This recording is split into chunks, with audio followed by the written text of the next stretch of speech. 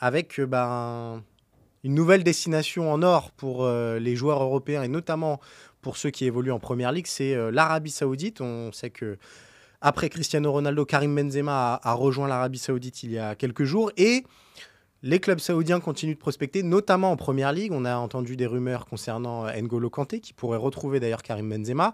Wilfried Ouais. Zaha aussi, alors qu'on voitait ailleurs en Europe, mais qui pourrait céder aux sirènes dorées de l'Arabie Saoudite. Il y a eu Mahrez, il y a eu Lloris, Firmino. Ma question, elle est toute Ouais. simple, Philippe. Est-ce que la Première Son, Ligue a peur de l'Arabie Saoudite? pas encore. Pas encore.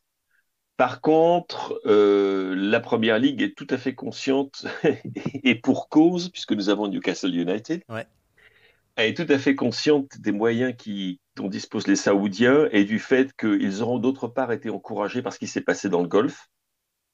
Et je parle bien du sport et pas du Golfe Persique. mhm, Euh, et par le fait que la PGA a finalement décidé de dérouler le tapis rouge et qu'ils vont pouvoir faire en golf exactement ce qu'ils voulaient, ce qui était leur but au départ. Et là, ils se disent en football, bah, si ça s'est passé en golf, peut-être qu'en football, on peut faire quelque chose d'équivalent. ouais, Et évidemment, le saut qualitatif pur, entre guillemets, c'est le moment où tu passes du recrutement de stars qui sont arrivés au crépuscule de leur carrière à des stars qui ont encore 2, 3, 4 saisons à leur donner. C'est le cas de Kanté, Sang Min, dont on parle également, bien ouais. évidemment, Wilfried Zaha, Riyad Mahrez, qui a 32 ans, tous ces joueurs-là, on le profile.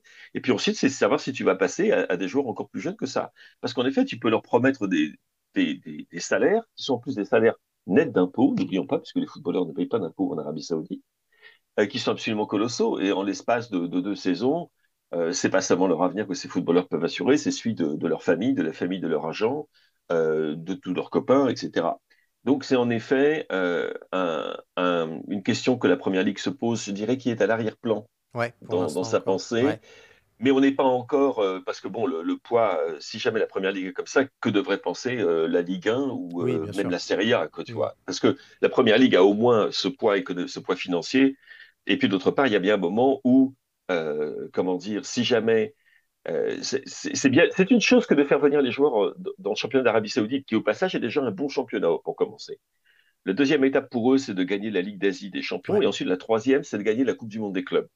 Donc la seule façon pour les Saoudiens de véritablement concurrencer ce qui est the compétition, la Ligue des Champions, qui se nourrit donc du football européen, c'est que la Coupe du Monde des clubs se développe comme il était question qu'elle se développe sous l'impulsion de Gianni Tout Infantino, à fait. grand allié des Saoudiens, Mm. pour devenir une compétition à plus de 20 clubs et dans laquelle on aurait donc des clubs asiatiques et des clubs européens qui se battraient les uns contre les autres. Auquel cas, Al-Ittihad, Al-Hilal, auraient peut-être des effectifs qui seraient aussi bons que ceux de Liverpool, de Chelsea ou de Manchester City, va Ouais. savoir.